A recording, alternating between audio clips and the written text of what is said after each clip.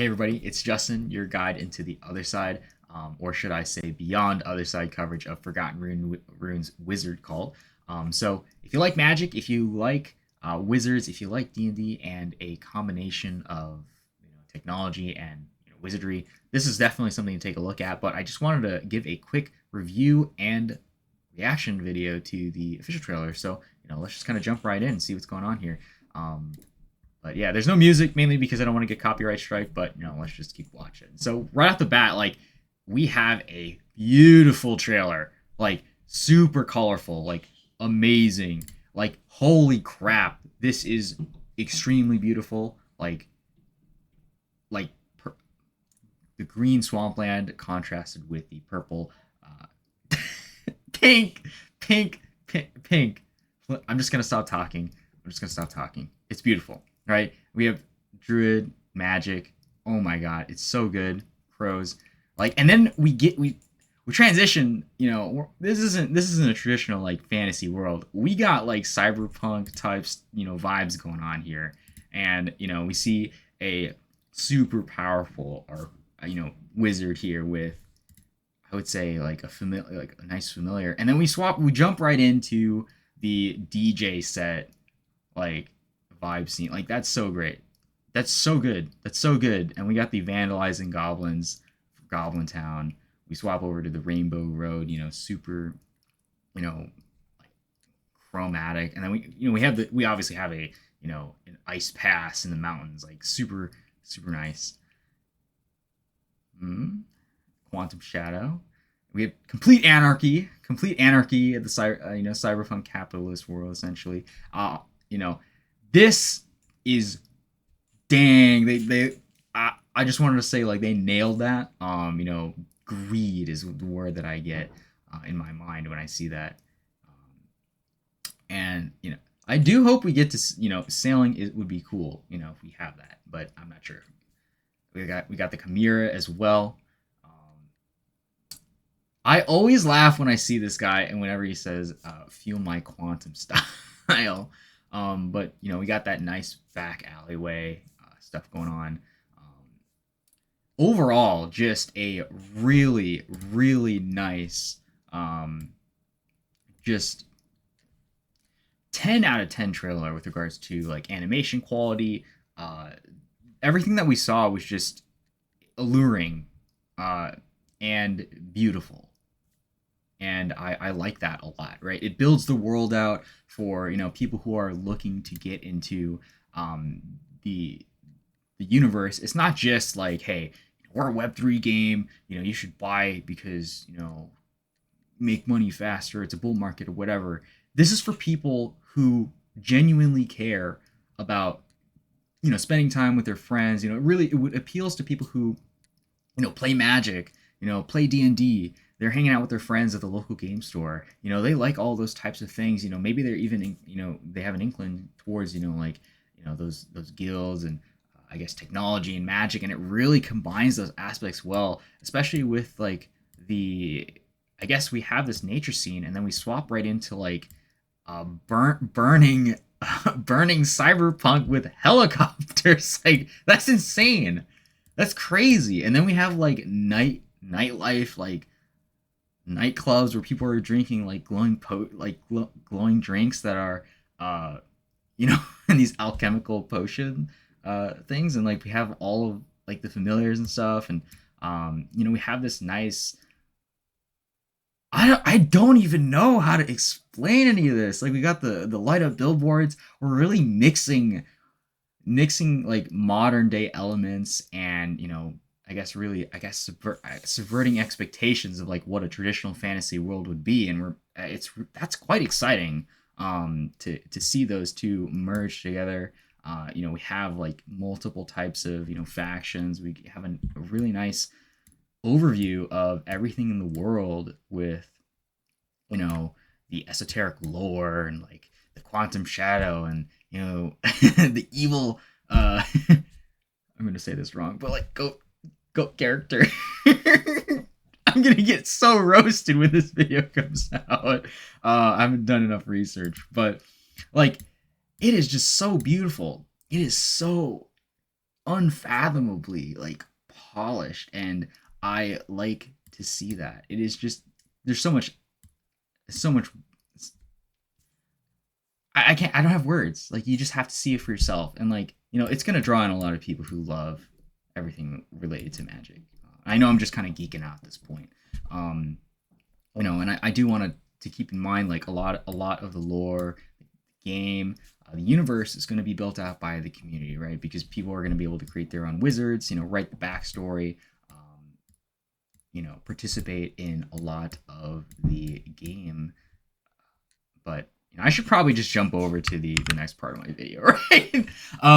So like I wanted to cover Bearsnake's announcement on August 22nd. So I think it was about maybe yesterday or 2 days ago, depending on the time you see this video.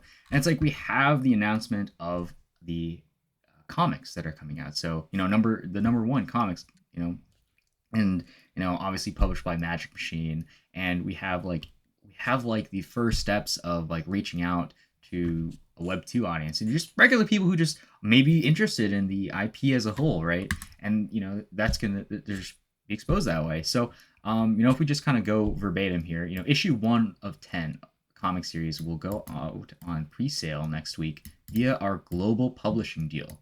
This is a big step for a few reasons. So number one, it's the first in our major media expressions that have mass distribution, right? Kicking off another expansion to non-Web3 audiences. So the average comic fan is aligned with the fantasy genre that Magic Rune exists in, right? I 100% agree. Like, it's a perfect way to just say, hey, you want to read a comic? You like Magic? You like Wizards? It's obvious, right? But many Web3 brands have a major disconnect between their holders and the products they try to sell being through traditional audiences. So we don't play silly games like that. Good take. And number two, canon stories are critical in establishing long-lasting entertainment brands.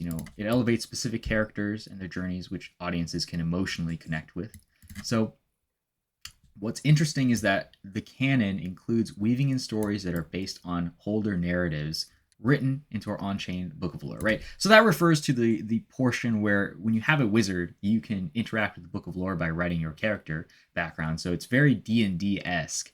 And I'm sure that will appeal to a lot of people who like to spend a lot of time with regards to lore building, fleshing out a fantasy world that they can call their own, right? And it kind of shows that next step that community IP is going to take. We kind of saw this with the Made by Apes IP, and we're kind of seeing it spread across the entire, I guess, a crypto space essentially right now. I don't know how to explain it.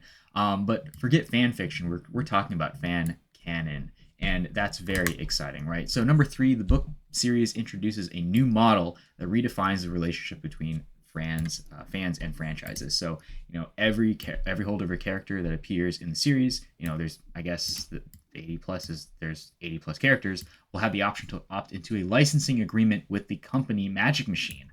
That is super exciting. I am very interested in that. I should probably write my Wizards lore. But this will allow them to receive a portion of revenue from shares. Sorry, not shares, sales, right? So, people are building out they're creating the universe essentially by writing their own lore. They're contributing to, like, I guess, community events on, Twitter Spaces or the Discord or, the game that's going to come out in the future, or, by producing art for, I guess the Wikipedia, and so on and so forth, right? So again, more details to follow soon on this, but returning value to holders who contribute creatively is baked into the very fabric of our project. So that's super exciting to see. People will write about articles, or they'll write articles about what we're doing in the not so distant future. That is very exciting, and I like to see that. Definitely, the step in the right direction. It's not just about a token or a profile, picture NFT. It's about spending time with your community, where you want to play, I guess, the games and the events and the things that you want to do, right? Because now in the modern day and age, it's not like you can play D&D with other people, because a lot of people are, I guess they're doing different things. They might be across. You might have friends across the world, and you want to have a nice you want to hang out with them, right? How are you gonna do that? Are you just gonna be inside of a Discord server? Just I guess trying to text D&D. I don't know. I think it'd probably be easier just to join a metaverse and just try to do things. So I really think that Forgotten Runiverse will, appeal to those particular people. So, with regards to lore, let's just jump right into the next part. One of the strongest parts of the game is the lore, the overarching narrative, the I guess gameplay essentially, and I guess the game's coming out. There's just so much to be excited about. Like I'm trying to really I don't know if I'm conveying my excitement as well as I want to. But like when I try to say a sentence about the game, like I feel like I'm going to choke on the amount of things that are going to vomit out of my mouth because there's just so much to look at, right?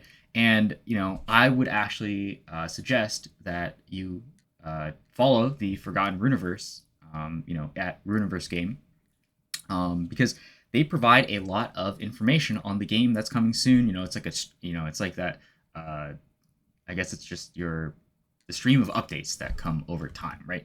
And okay, I would say the Forgotten Runes Twitter has to link to the Forgotten Runiverse, because I remember looking here and I was like, where do I find the Runiverse game? And it wasn't here, so I would suggest putting it here. But back to the main part, like the Forgotten Runiverse, like beautiful stuff here. Like right off the bat, we can see, hey, like we got crafting. We can learn how to build weapons, armor, ability crystals. It's just giant pin thread. Like right off the bat, like this. Oh man, that like the graphic art on this like animation is just so beautiful. We can see like things. I should probably zoom in. It's just too nice to not look closer. You can craft. In order to craft things, you need materials you can obtain through exploring, questing, gathering, and battling. You can collect common materials, etc., etc. You can get more. I guess you can look closer and see if you can see any elements of gameplay that you like. But there's also things about like mana and how it's gonna, I guess, increase your ability to enchant items. There's also the forge too, so you're going to need, I guess, you're going to need to find recipes for what you're creating. You can find these through regular gameplay, but you can also trade it between players. So it seems like, hey, if you want to craft something, you got to go to that part of the world to get that recipe for it. Then you got to go gather all the resources to craft it. And then we also have recipe books can be found. We kind of give. I'm going way too fast, but the Twitter kind of gives everything you need to know about the game. And like there's too many things going on in my mind, but I'm really excited. I'm so excited about this. They also have a blog. I guess they have the Runiverse world where they give,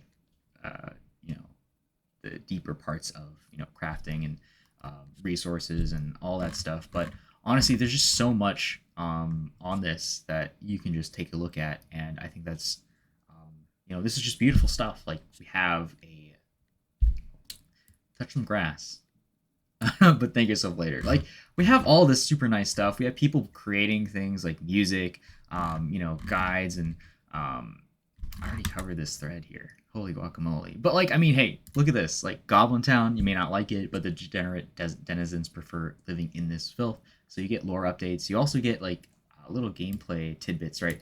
When you're done sightseeing, head over to the pit for some PvP action with your friends, right? So it's about playing with your friends, right? It's about congregating with people, doing, I guess, playing the game, right?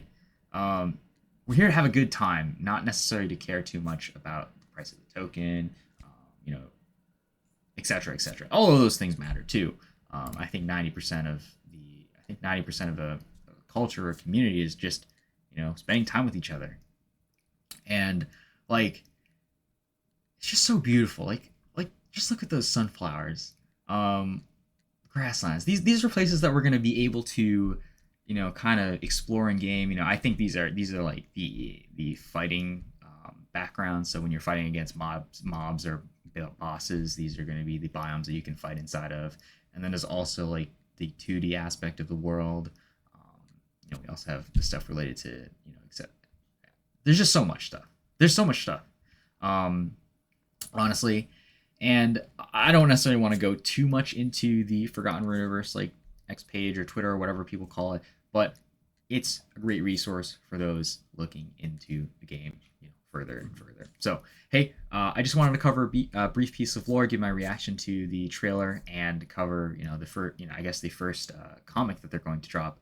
But that's just all I got for today. Definitely like and subscribe if you like Magic and the Forgotten Runiverse. Definitely hit me up on Twitter. Also in the official Discord as well. I'll make sure to have all those links below if you're interested. But that's all I got for today. So I'll see you guys in the next one. Peace.